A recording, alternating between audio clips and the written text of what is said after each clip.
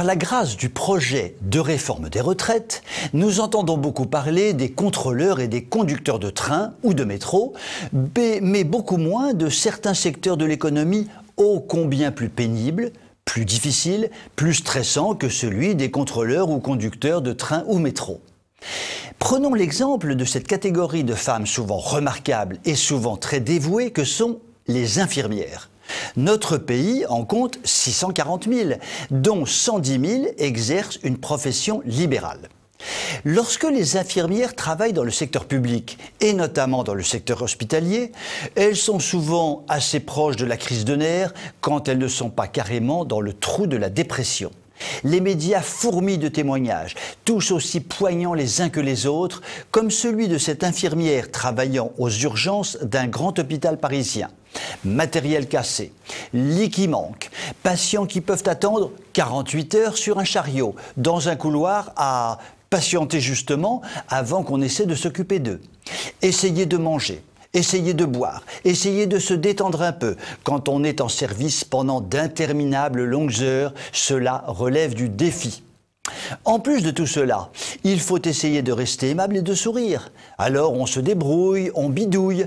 Parfois, la femme de service peut faire le travail de l'infirmière et l'infirmière peut faire le travail du médecin. Comme le dit souvent ma grand-mère, ben dis donc mon gars, c'est ben triste tout ça. Du côté du secteur privé, les infirmières ne sont pas mieux loties.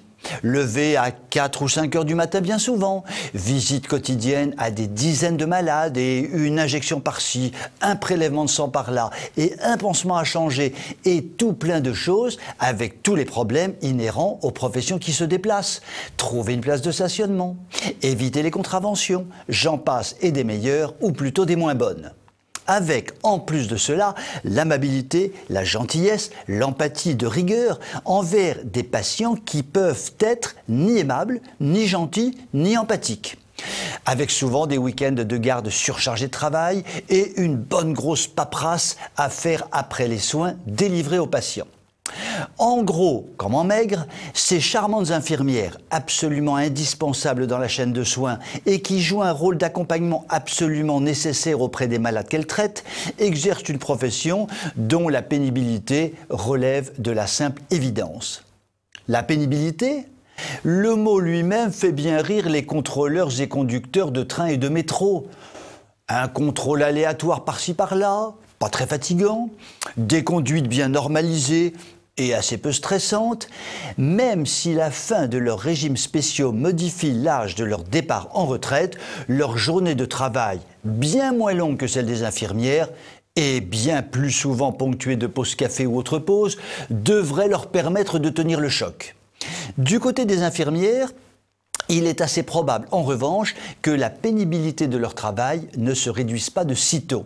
Et pourtant, s'il y a grève à l'avenir, ce sera davantage du côté des contrôleurs et autres conducteurs de train ou métro, bien dotés d'avantages sociaux divers et variés, que du côté des infirmières, bien dotées en pénibilité quotidienne de travail.